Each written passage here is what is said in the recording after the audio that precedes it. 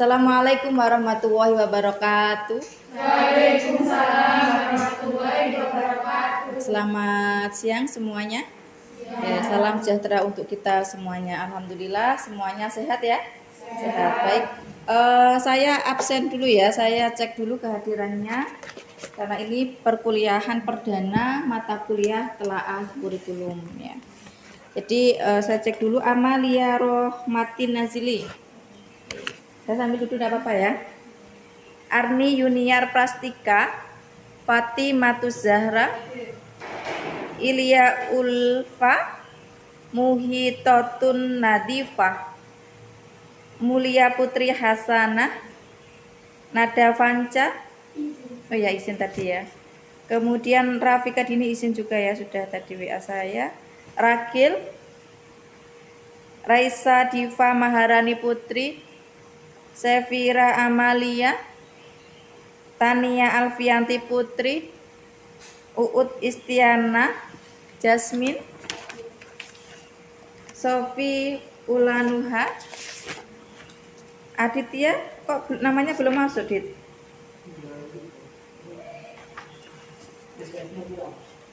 SKS-nya kurang. Oh, berarti memang tidak masuk di mata kuliah telah kurikulum ini ya? Oh ya udah. Ya udah tapi enggak apa-apa hadir ya. Nah, semester depan biar mengulang lagi mata kuliahnya. Oke. Harusnya nanti semester depan nilainya A ya, Dit ya. Kita baca dulu ya. Oke, baik ya. Karena ini tadi waktunya juga lumayan terpotong banyak karena harus ada kendala ini tadi di alat proyektornya. Jadi langsung saja kita membahas tentang telaah kurikulum. Ya, tapi sebelum membahas di sana ya. Ini untuk profil saya sudah tahu ya. Maaf ini saya sedikit narsis ya. Nomor kontak saya itu ya, mungkin yang belum dapat atau yang belum punya nomor kontak saya, nomor HP saya di situ sudah ada. Boleh dicatat kembali ya, atau mungkin yang hilang. Jadi kalau misalnya mau izin silahkan WA langsung ya. Ini untuk alamat sosial media saya, boleh di follow boleh tidak ya. Enggak follow juga enggak apa-apa, nanti tidak saya ini tidak saya konflik. Oke, baik. Sebelum mulai perkuliahan kita langsung ini membahas tentang kontrak perkuliahan dulu ya.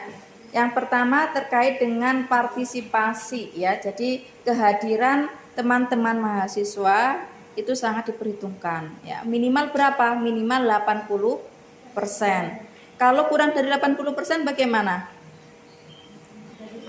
Tidak bisa mengikuti ujian tengah semester ataupun ujian akhir ya. Boleh mengikuti tapi dengan syarat mengganti pertemuan yang kosong itu dengan tugas dari saya ya.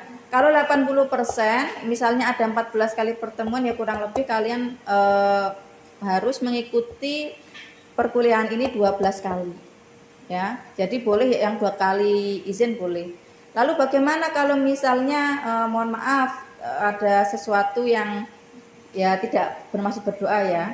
Misalnya kecelakaan atau jatuh yang itu memang membutuhkan waktu lama untuk sembuh ya, tidak cukup 1 minggu 2 minggu ya, misalnya harus 1 bulan ya, harus konfirmasi ke dosen. Jadi kan nanti ada toleransi tersendiri begitu ya, paham?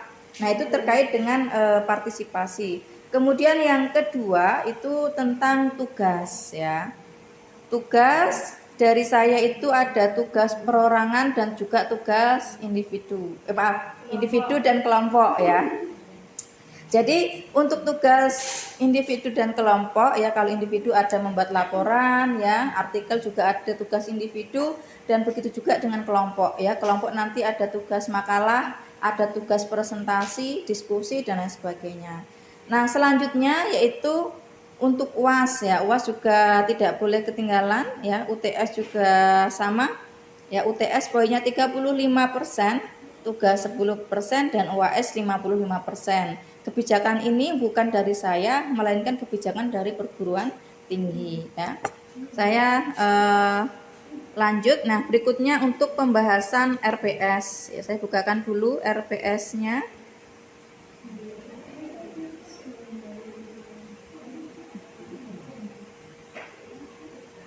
Oke, kita membahas dulu untuk RPS-nya ya. Oke, ini ya. Terlihat enggak itu tulisannya? Apa kurang besar? Kurang besar.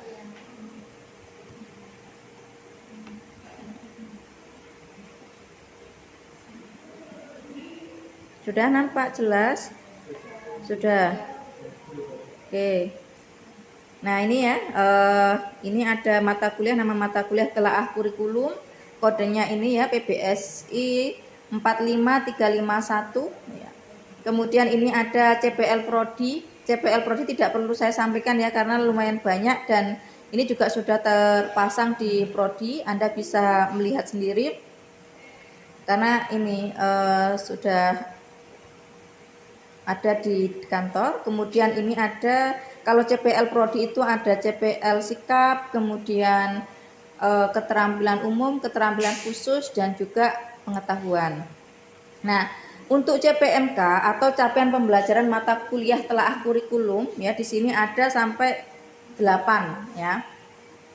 Yang pertama apa yang diharapkan? Yang diharapkan yaitu yang pertama, mahasiswa mampu menganalisis konsep dasar kurikulum menurut berbagai pandangan ya. Nah, ini yang akan kita pelajari pada pertemuan ini. Ya, kemudian yang kedua, mampu menjelaskan sejarah perkembangan kurikulum di Indonesia. Ya, yang ketiga, mampu menganalisis kompetensi guru dalam pengembangan kurikulum. Yang keempat, mampu menganalisis landasan kurikulum di Indonesia. Yang kelima, mampu mengidentifikasi model-model desain pembelajaran. Yang ketujuh, mampu menelaah kurikulum Merdeka Belajar. Dan yang kedelapan, mampu menelaah lebih lanjut implementasi kurikulum Merdeka di sekolah sasaran. Nah, jadi tugas akhir produk dari mata kuliah ini nanti adalah sebuah artikel ya. Artikel tentang apa? Tentang implementasi kurikulum Merdeka di sekolah yang ada di Mojokerto yang sudah menerapkan kurikulum Merdeka. Dan alhamdulillah untuk tingkatan SMP dan SMA di Mojokerto semuanya sudah menerapkan kurikulum Merdeka. Jadi nanti Anda bebas mencari sekolah ya. Itu produk dari perkuliahan ini ya. Jadi membuat artikel tentang implementasi kurikulum Merdeka di sekolah yang ada di Mojokerto. Ini untuk sub CPMK saya langsung ke pertemuan-pertemuan saja ya. Nah, ini nanti untuk RPS-nya bisa juga dipelajari secara mandiri. Nah, untuk pertemuan pertama yaitu tentang ruang lingkup kurikulum ya, dengan berbagai pandangan. Yang kedua tentang sejarah perkembangan kurikulum di Indonesia, ini pertemuan kedua ya.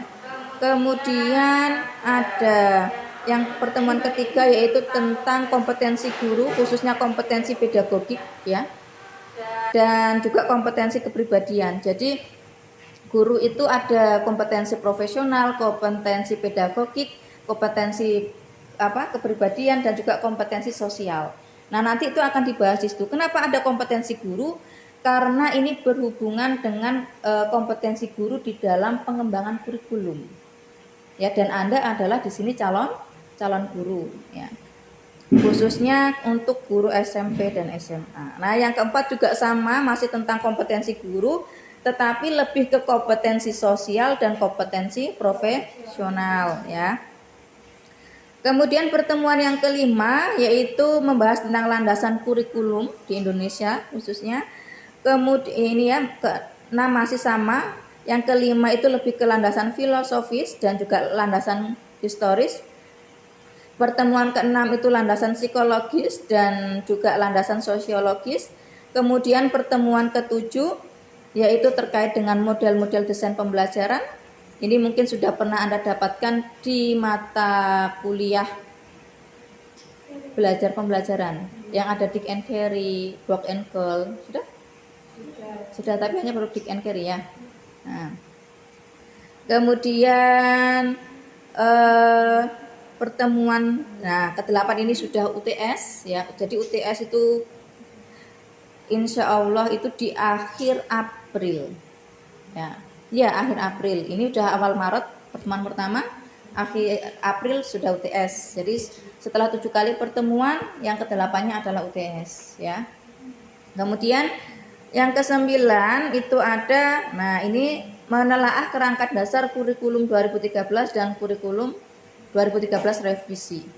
Ya, jadi lebih ke menelaah itu. Kenapa kok tidak semua kurikulum yang ditelaah? Kebanyakan. Jadi saya menfokuskan ke kurikulum 2013 dan kurikulum 2013 revisi. Jadi biar tidak terlalu banyak pembahasan.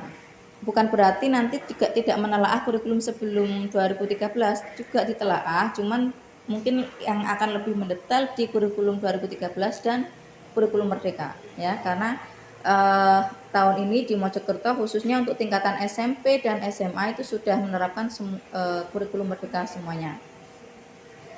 Nah, ini untuk pertemuan ke-10 ini baru menelaah kerangka dasar kurikulum Merdeka Belajar. Pertemuan 11, nah ini menelaah perbedaan dan perubahan kurikulum 2013 menjadi kurikulum Merdeka Belajar. Pertemuan 12, menelaah standar kompetensi lulusan dan standar proses dalam pengembangan kurikulum Merdeka Belajar.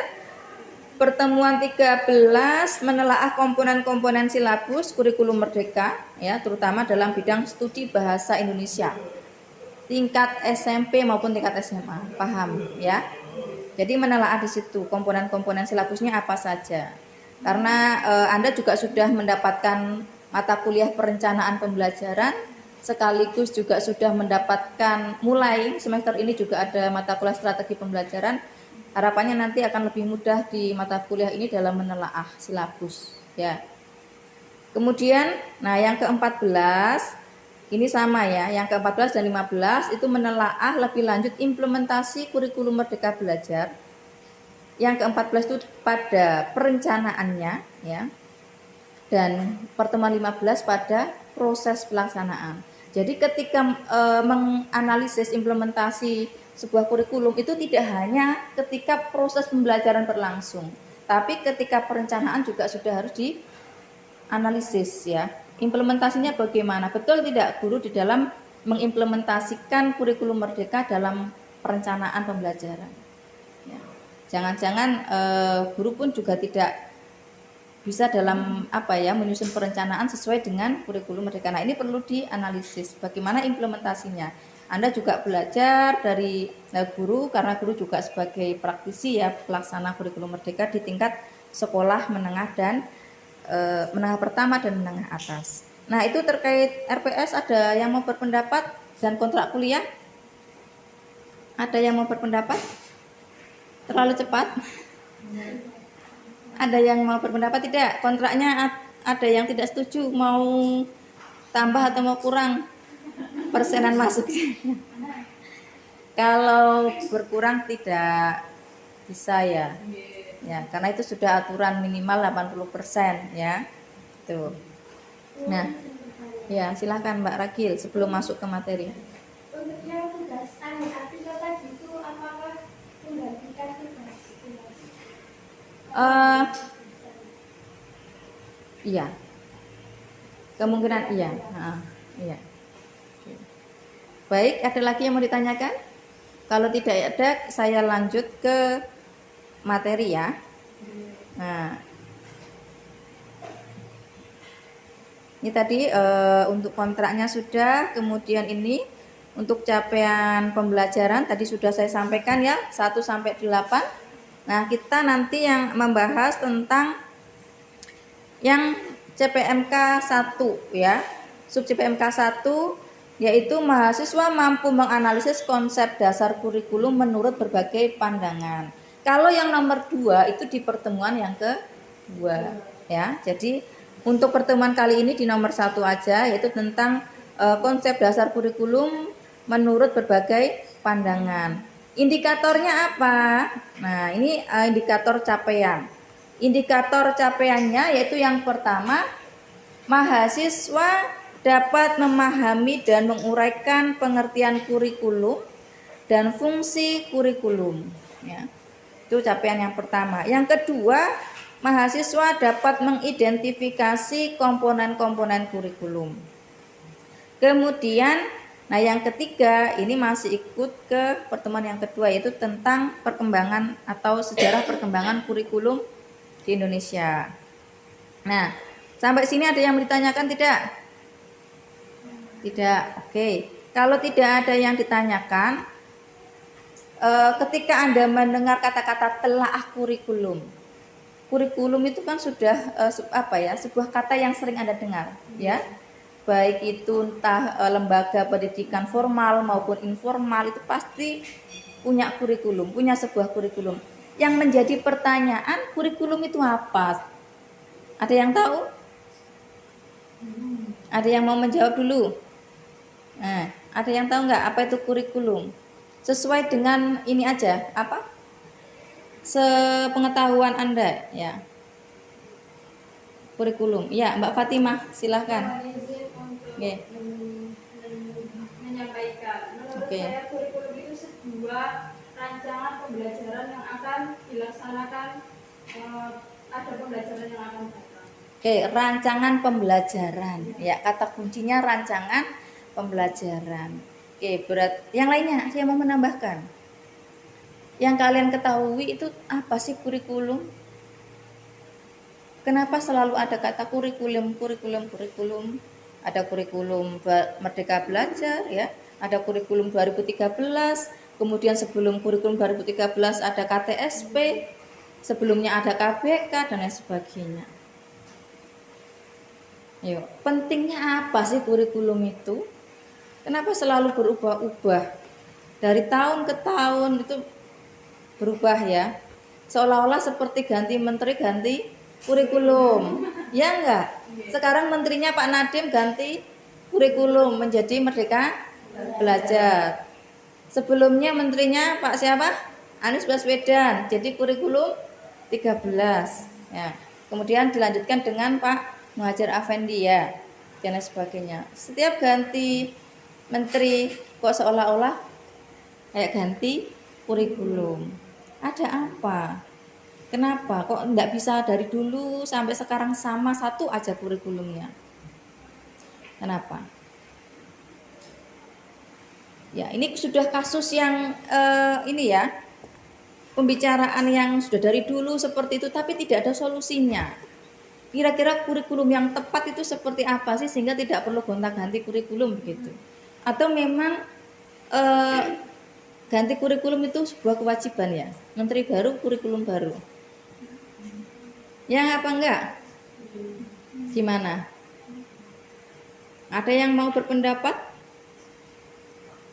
dengan kasus yang terjadi saat ini, ya? Menteri baru, kurikulum baru. Atau memang betul seperti itu, atau ada alasan sendiri? Oke, ya silakan Mbak. Ya. Kalau menurut saya, kenapa kok setiap ganti menteri itu ganti kurikulum?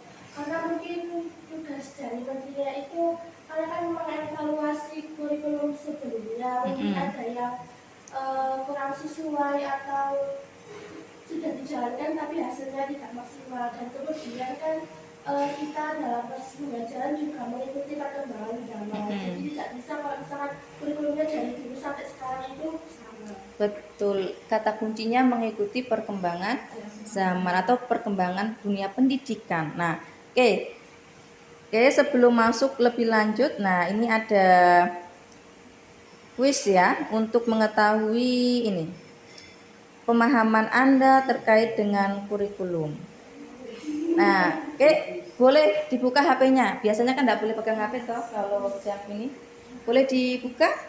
Anda silakan ketik joinmyquizzes.com.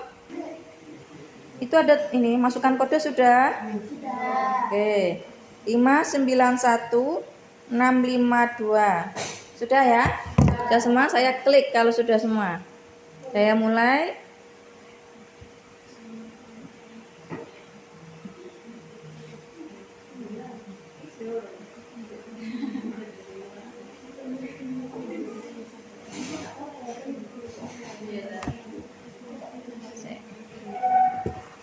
Bentar ya. Hah, sudah muncul? Sudah bisa?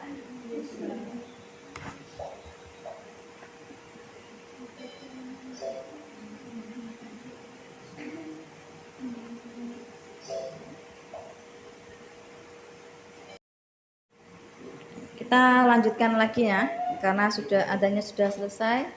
Oke, coba perhatikan yang ada di slide ya, yang ada di depan ya, di PPT di depan. Di situ ada kasus, ada 2 kasus yang saya tampilkan, walaupun sebetulnya banyak sekali kasus, apalagi akhir-akhir ini luar biasa kasusnya ya.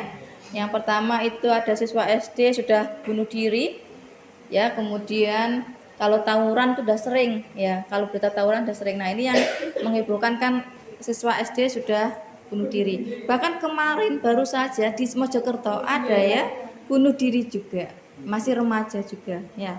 Kemudian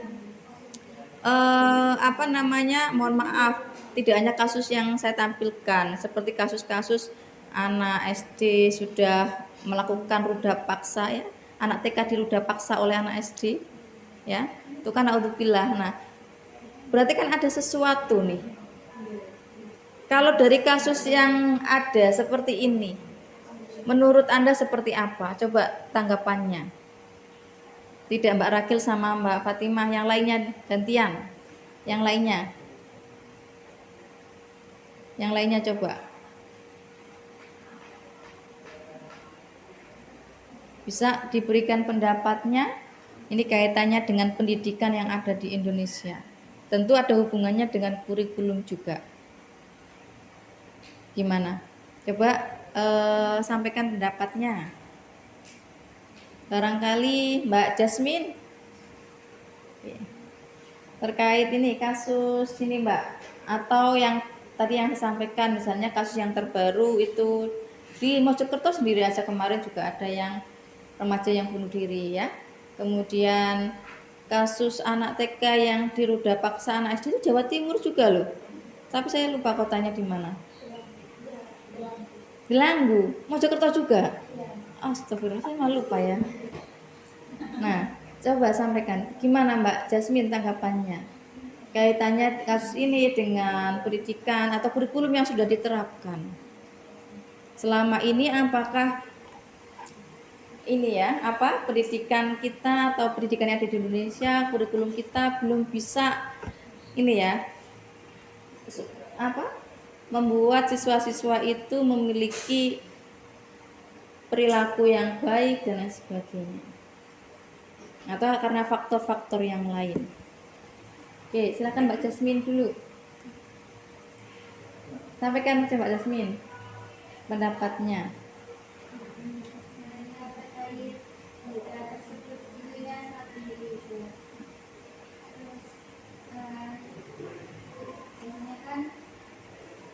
Karena pergaulan bebas. Ya. Sudah?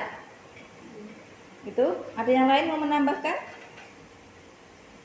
Yang mau menambahkan peran pendidikan atau peran kurikulum di sini ada nggak? Ada. Apa?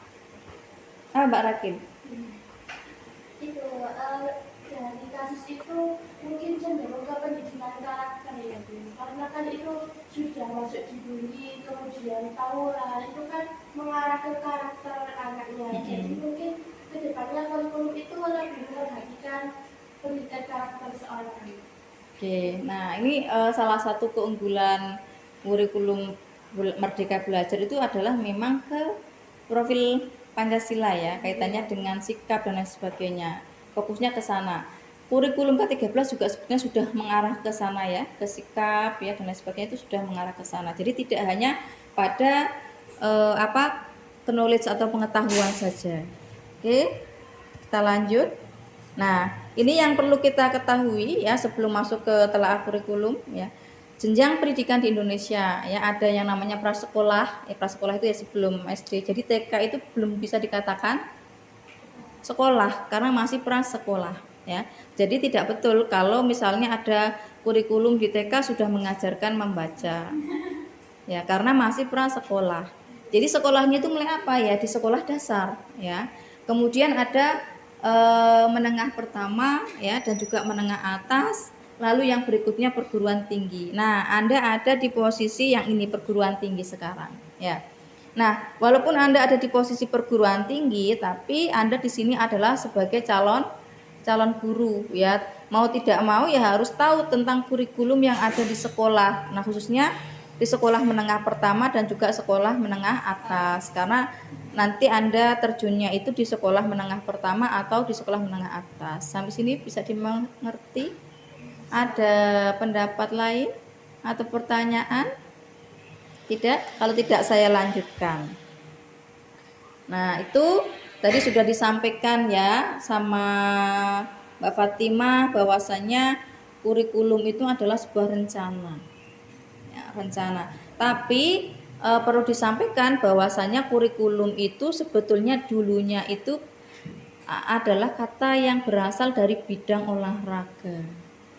Ya, dari bidang olahraga.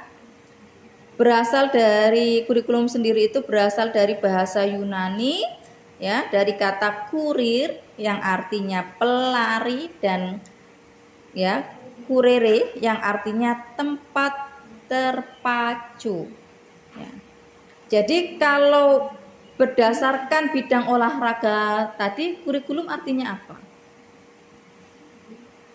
Kalau dari sudut bidang olahraga tadi, berarti kan jarak yang ditempuh kan, jarak yang ditempuh untuk sampai ke finish ya. Kemudian dari bidang olahraga itu tadi kurikulum diambil diadopsi ke dalam bidang pendidikan. Kalau dalam bidang pendidikan artinya apa? Iya, jangka waktu yang dibutuhkan ya, yang dibutuhkan yang harus ditempuh oleh siswa untuk apa? Memperoleh ijazah. Tapi ingat, itu makna kurikulum apa? Yang lalu, yang lama. Karena ada perkembangan pengertian kurikulum ya. Jadi dulu memang kurikulum itu diartikan jangka waktu pendidikan untuk memperoleh ijazah, cukup sampai ijazah saja. Kemudian perkembangan waktu ada pergeseran pengertian. Nah, ini ya, kalau tadi kaitannya dengan untuk mendapatkan ijazah, nah berarti ada kaitannya mata pelajaran yang harus ditempuh ya. Kalau sudah selesai semua mata pelajaran yang ditempuh, maka tandanya mendapatkan ijazah kan begitu, dulu seperti itu. Nah, sekarang tidak. Nah, jadi ini ada konsep kurikulum ya dari berbagai pandangan tokoh. Yang pertama menurut Robert Sayce itu pada tahun 1976. Jadi menurut Robert dia menyampaikan bahwasanya kurikulum itu ya isinya tentang materi yang memang harus ditempuh dan untuk mendapatkan ijazah. Tapi kemudian ya berjalannya waktu ada pandangan lain yang lebih menarik, yaitu bahwa kurikulum itu enggak hanya sekedar materi. Jadi kalau Anda mungkin waktu SMA, Anda di kurikulum apa? K13. SMP? Oh, SMP masih K13 ya. SD? Paham tapi? Paham enggak dengan kurikulum itu? Tahu nggak bedanya antara KTSP ke-13? Nggak begitu mengerti, yang penting dapat nilai gitu ya. Nah, oke. Jadi kalau dulu memang misalnya ada mata pelajaran IPA, IPS itu kan bagian dari kurikulum. Jadi makna kurikulum itu hanya sekedar materi pelajaran. Itu kalau pandangannya Robert ya, pandangannya Robert Sayce. Kemudian kalau pandangannya Caswell ya, itu berbeda, bahwa kurikulum itu tidak hanya sekedar materi, melainkan kurikulum itu ya isinya penekanannya pada semua pengalaman belajar yang diterima oleh siswa. Jadi semua pengalaman yang diterima oleh siswa itu akan mempengaruhi perkembangan pribadi siswa itu sendiri. Jadi tidak hanya materi yang dia dapat, pengalaman apapun itu ya pengalaman entah itu di kelas atau di luar kelas ya. Oke, yang berikutnya, nah ini menurut Patno Patno Dewa ya dan juga Johnson, dia mengungkapkan ya, mereka mengungkapkan bahwasanya ini pendapatnya hampir sama, jadi saya jadikan satu, bahwa seluruh usaha kegiatan sekolah itu untuk merangsang anak supaya belajar baik di dalam maupun di luar kelas. Jadi menurut Johnson dan juga Pat Mondewo ya, kegiatan intrakurikuler yang ada di dalam kelas maupun ekstrakurikuler itu juga masuk ke dalam kurikulum. Nah, itu yang sudah mulai diadopsi di KTSP juga sudah mulai masuk ya, ekstrakurikuler itu masuk ke kurikulum. Ya. Kemudian, nah ini menurut UU nomor 20 tahun 2003 yang terbaru undang-undang ya, mengartikan bahwasanya kurikulum itu seperangkat rencana, sama seperti yang disampaikan Mbak Fatimah. Seperangkat rencana dan pengaturan mengenai tujuan. Ada kata-kata ya, rencana dan pengaturan mengenai tujuan, isi dan bahan pelajaran. Jadi tidak hanya materi saja, tapi ada tujuannya. Ya, sudah dirancang, tujuannya sudah direncanakan, sudah diatur. Ya, kemudian isinya apa saja tentu tidak lepas dari tujuan dari awal. Kemudian bahan pelajarannya juga harus disesuaikan dengan tujuannya. Serta cara yang digunakan sebagai pedoman penyelenggaraan kegiatan pembelajaran untuk mencapai tujuan pendidikan. Nah, itu makna dari kurikulum dari berbagai pandangan tadi. Sampai sini ada yang mau ditanyakan? Tidak. Nah, sudah mulai masuk tadi dari pemahaman kurikulum awal sampai sekarang ini. Sudah? Nah, dari ini semuanya, kalau disimpulkan berarti apa kurikulum? Menurut pendapat Anda pribadi dengan adanya kasus tadi juga ya, 2 kasus tadi yang saya tampilkan, apa kesimpulannya? Ada? Jadi kesimpulannya bahwasanya itu kurikulum itu adalah program pendidikan yang disusun secara logis ya dan juga sistematis sebagai pedoman umum untuk penyelenggaraan sistem pendidikan yang memfasilitasi diperolehnya pengalaman dan atau hasil secara optimal. Nah, itu kesimpulan dari kurikulum itu sendiri ya, sehingga dapat melahirkan siswa yang memiliki kemampuan atau kompetensi yang baik ya, baik kompetensi akademiknya maupun kompetensi personal ya maupun kompetensi sosial ya. Oke, saya ini. Nah, ini kita lihat memang untuk sejarah perkembangan kurikulum akan kita bahas di pertemuan kedua. Tapi ini kita kembali ke kasus tadi terkait dengan kurikulum di Indonesia yang gonta-ganti ya, yang gonta-ganti. Jadi kurikulum itu, pergantian kurikulum itu sudah ada sejak lama, sudah sejak dulu. Ya, bahkan pada ini ya, setelah kemerdekaan itu juga sudah mulai adanya pergantian kurikulum. Tepatnya di tahun 1947 itu ada kurikulum yang namanya pelajaran terurai ya. Nanti untuk perkembangan lebih lanjut lebih detail di pertemuan kedua ya. Ini hanya terkait dengan kasusnya aja. Kemudian yang kedua, ya ini ada di tahun 64, yaitu kurikulumnya ganti lagi tentang rencana pendidikan sekolah dasar. Kemudian tahun 68 ganti lagi ya. Kalau yang awalnya tentang rencana pendidikan sekolah dasar, 68 sudah kurikulum sekolah dasar.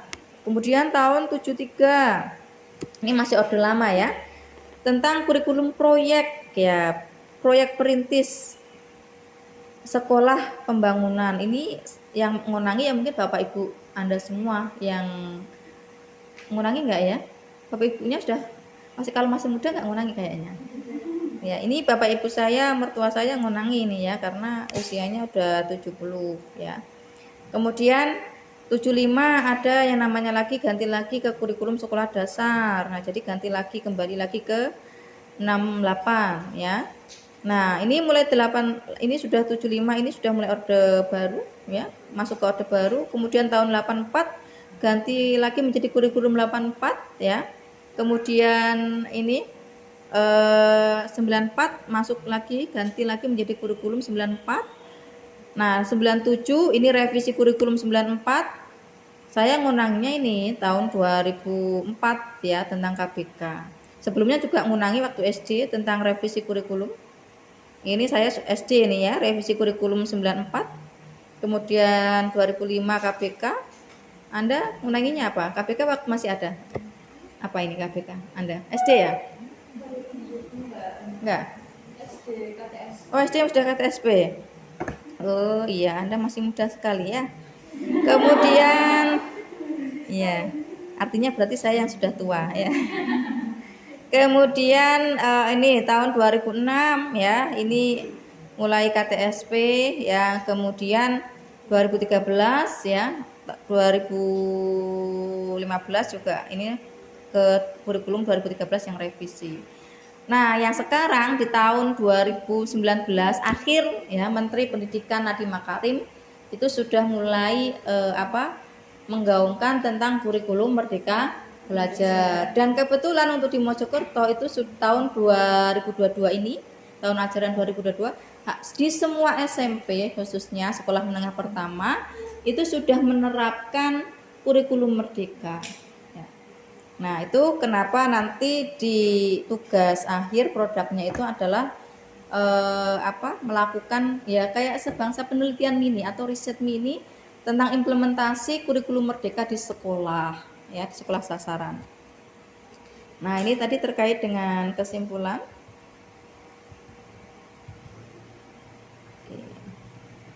Oke, sampai sini ada yang mau ditanyakan? Ada yang mau ditanyakan? Tidak? Oke, kalau tidak saya ini lanjutkan ya. Nah, ini tadi terkait dengan tadi ya, kurikulum itu apa? Sudah paham ya kurikulum itu apa? Paham nggak? Insya Allah ya. Jadi kalau nanti terjun menjadi guru ya, harapannya kalau ada pengembangan kurikulum sudah bisa ya. Nah, perencanaan seperti RPP yang dibuat itu juga bagian dari kurikulum. Ya. Nah, konsep kurikulum. Nah, tadi kan ada pertanyaan, kenapa sih kurikulum kok sering gonta-ganti? Ya. Konsepnya apa? Ya itu karena ini yang pertama berkembang sejalan dengan perkembangan teori dan praktek pendidikan. Ya, karena tidak mungkin dunia pendidikan selalu berkembang, teknologi berkembang, kita masih stagnan di kurikulum misalnya KBK, kan tidak mungkin. Karena kurikulum terdahulu itu kalau orang ini ya kalau saya pernah melihat sebuah video, sebuah video ikan ya diminta memanjat kelapa, bisa nggak? Ya nggak bisa. Ya itu gambaran kurikulum kita yang dulu-dulu seperti itu. Oke, kemudian tapi bukan berarti yang dulu jelek, tidak. Yang dulu juga sudah bagus, tapi untuk mengikuti perkembangan zaman ini maka disempurnakan dengan pergantian kurikulum yang lebih baik daripada sebelumnya. Yang kedua, konsep yang kedua yaitu bervariasi sesuai dengan aliran dan teori pendidikan yang dianut. Nah, ini konsep kurikulum dalam arti sempit itu kumpulan mata pelajaran. Arti sempitnya ya. Kemudian kalau dalam arti luasnya itu lebih menekankan pada pengalaman. Jadi semua pengalaman yang diterima oleh peserta didik itu bagian dari kurikulum. Nih, untuk karakteristik kurikulum ya, sifatnya adalah fleksibel. Nah, makanya kenapa berubah-ubah, bukan karena ganti menteri ganti kurikulum, bukan ya, bukan itu, tapi karena sifatnya dia fleksibel ya, mudah diubah menuju apa, kesempurnaan. Oke, kemudian yang kedua, kurikulum yaitu berupa deskripsi atau uraian tentang rencana ya atau program yang akan dilaksanakan, tadi betul kaitannya dengan rencana ya. Kemudian yang ketiga, karakteristik kurikulum yang ketiga itu adalah kurikulum biasanya berisi tentang macam-macam bidang studi. Ini kaitannya dengan arti sempit kurikulum ya, isinya tentang materi pelajaran.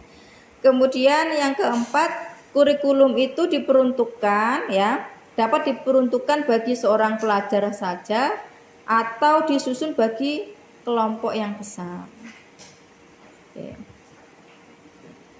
Nah, ini untuk dokumen kurikulum biar tahu ya. Jadi kurikulum itu wujudnya ada berupa dokumen dan juga berupa kegiatan nyata. Nah, yang berupa dokumen apa? Ini ya. Dokumennya ada ini. Serangkaian mata pelajaran. Makanya biasanya kan ada jadwal mata pelajaran ya. Itu bagian dari dokumen. Silabus ya yang dibuat oleh guru ya. Guru wajib membuat silabus. Itu juga bagian dari dokumen kurikulum. Jadi silabus itu masuk ke kurikulum juga, tapi wujudnya berupa dokumen. Kemudian yang ketiga adalah program kegiatan pembelajaran ya, atau ya RPP lah, rencana pelaksanaan pembelajaran. Ini tadi yang didiskusikan tentang fungsi dan ini fungsi kurikulum ya, baik untuk guru, kepala sekolah, masyarakat, dan penulis buku ya, khususnya penulis buku ajar. Yang mau menyampaikan kelompoknya siapa? Oke, kelompoknya Mbak Fatimah. Oke, perwakilan salah satu aja. Yuk. Untuk yang pertama, fungsi kurikulum bagi guru, yaitu sebagai pedoman kerja bagi pihak pendidik atau guru. Dengan adanya kurikulum, pendidik atau guru dapat mengadakan evaluasi terhadap perkembangan peserta didik dalam menyerap ilmu dan pengalaman yang telah diberikan. Kemudian fungsi kurikulum yang kedua yaitu bagi kepala sekolah. Untuk yang pertama sebagai pedoman dalam mengadakan fungsi supervisi, yakni memperbarui situasi belajar. Kemudian yang kedua sebagai pedoman dalam melaksanakan fungsi supervisi dalam menciptakan situasi untuk menunjang situasi belajar anak ke arah yang lebih baik. Oke. Ada yang mau dilanjutkan lagi? Oke. Mbak Rakil mau melanjutkan lagi? Yuk, bantu kelompoknya. Untuk yang ketiga yaitu fungsi kurikulum bagi orang tua. Yakni bantuan orang tua murid dalam memajukan pendidikan sangat diperlukan, baik berupa konsultasi langsung dengan guru tentang masalah-masalah yang berhubungan dengan anaknya. Karena meskipun orang tua itu telah menyerahkan anak-anak mereka kepada kepala sekolah, akan tetapi peran kedua orang tua juga penting. Kemudian yang terakhir yaitu fungsi kurikulum bagi buku penulis buku bahan ajar, yaitu karena kan kalau menulis buku bahan ajar juga sebagai pedoman dalam merancang dan juga menulis berbagai informasi dan juga materi-materi yang akan diajarkan oleh Bapak Ibu guru di sekolah. Oke, baik ya. Itu tadi sudah disampaikan tentang fungsi kurikulum ya. Oke, berikutnya. Nah, jadi saya sampaikan dengan adanya paradigma pergantian kurikulum pasti ada perubahan-perubahan yang lebih positif ya. Misalnya contoh dalam hal pengetahuan ya. Kalau dulu itu pengetahuan dipandang sebagai sesuatu yang sudah jadi ya. Artinya apa? Biasanya ya pengetahuan itu murid hanya masuk di kelas, duduk diam menerima apa yang disampaikan oleh guru. Nah, dengan adanya pergantian kurikulum yang semakin kesini semakin lebih baik, pengetahuan itu tidak lagi hanya didapat dari satu-satunya dari guru, bukan. Tapi pengetahuan itu adalah hasil dari konstruksi ya, dari konstruksi pengetahuan atau ini yang diperoleh oleh siswa sebelumnya ya. Jadi tidak semata-mata bahwa pengetahuan itu ya udah apa yang disampaikan guru sudah selesai, enggak. Ya, tapi pengetahuan itu adalah hasil konstruksi atau hasil transformasi seseorang yang sedang belajar. Didapat dari manapun itu, ya. Jadi ada perubahan paradigma pada pengetahuan. Ada lagi perubahan paradigma pada belajar tentunya ya. Nah, ini kalau dulu belajar itu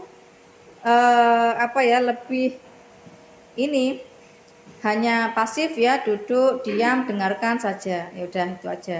Sedangkan kalau sekarang ya itu belajar itu mencari dan juga mengkonstruksi pengetahuan. Jadi lebih siswa itu dituntut untuk aktif. Kalau yang dulu siswa hanya bersikap pasif, kalau sekarang lebih ke aktif. mengajar. Nah, kalau dulu penyampaiannya klasikal, ya udah ceramah saja gurunya. Kalau sekarang tidak ya, siswa dituntut untuk aktif ya, berpartisipasi aktif. Misalnya kadang siswa diminta untuk membuat produk ya, project, atau kemudian diminta untuk mempresentasikan proyeknya. Melalui dari kegiatan membuat proyek itu siswa sudah belajar secara mandiri. Nah, yang kedua ya. Nah, ini ya. Nah, ini bukan lagi ada perubahan lagi paradigma ya, bukan lagi bagaimana guru mengajar dengan baik. Artinya kalau dulu itu guru yang baik itu yang menguasai materi, menyampaikan materi saja di depan dengan baik, tidak. Ya, kalau sekarang itu lebih ke ini. Ya, bagaimana siswa bisa belajar dengan baik dan berkelanjutan. Kalau dulu itu lebih ke teacher center, sekarang berubah menjadi student center. Oke. Nah, itu untuk tadi ya, terkait dengan konsep kurikulum dari berbagai pandangan ya, ini sudah tersampaikan ya. Berikutnya masih ada sejarah kurikulum, tapi akan kita bahas di pertemuan yang akan datang.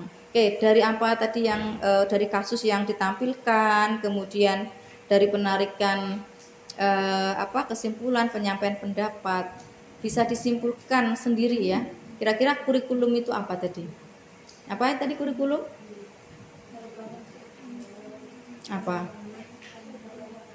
Apa isinya kurikulum? Apa coba, apa aja? Apakah hanya materi ajar? Tidak. Apa? Iya, materi ajar masuk juga. Terus pengalaman, apalagi? Tujuan pendidikan, apalagi?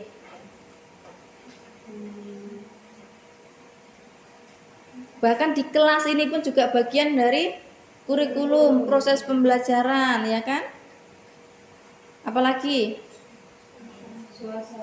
Suasana ya, kemudian RPP, penilaian, itu semuanya masuk ke dalam kurikulum, bagian dari kurikulum. Nah, harapannya nanti kalau kalian sudah menjadi guru, ya bisa mengembangkan kurikulum ya, baik itu dalam perencanaan maupun dalam proses pelaksanaan. Oke, baik, buka kuisisnya lagi. Buka kuisis lagi, join my quizzes.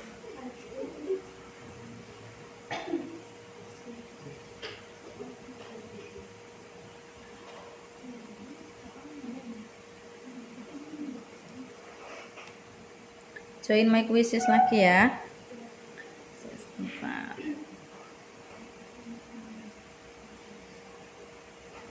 Masih loading lama ya.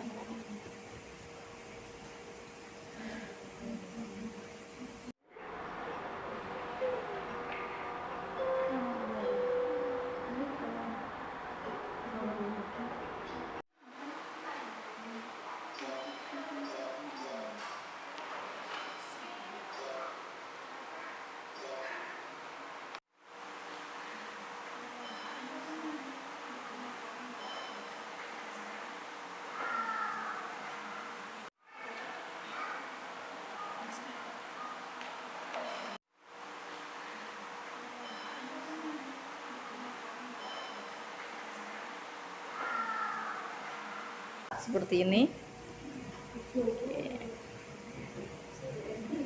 Ini hasilnya udah keluar. Oke, untuk berikutnya ini nanti ada lembar kerja yang harus dikerjakan ya. Nanti saya share ya lembar kerjanya apa, ini seperti ini ya.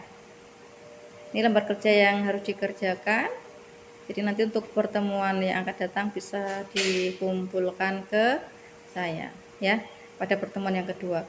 Baik, ada yang mau disampaikan sebelum diakhiri? Oke, Mbak Rakil. Itu tugasnya dikumpulkan dalam bentuk Tulis tangan aja, atas tangan ya. Ada yang mau disampaikan lagi nggak? Ada? Tidak. Oke, kalau tidak ada berarti saya cukupkan ya. Kita ulang lagi bahwasanya kurikulum itu tidak hanya isinya tentang materi ajar ya, Tapi juga ada apa? Apalagi? Ya tujuan, kemudian apalagi? Pengalaman, ya proses pembelajaran, ya asesmen, ya dan lain sebagainya itu masuk ke dalam kurikulum, ya. Baik, nanti kita ketemu lagi di pertemuan selanjutnya, yaitu membahas tentang sejarah perkembangan kurikulum di Indonesia. Jadi teman-teman mahasiswa bisa menyiapkan dengan mencari referensi-referensi terkait dengan perkembangan kurikulum, ya, sebelum ke kurikulum Merdeka Belajar ini. Baik, itu saja dari saya. Kurang lebihnya mohon maaf. Saya akhiri dan saya tutup. Wassalamualaikum warahmatullahi wabarakatuh. Waalaikumsalam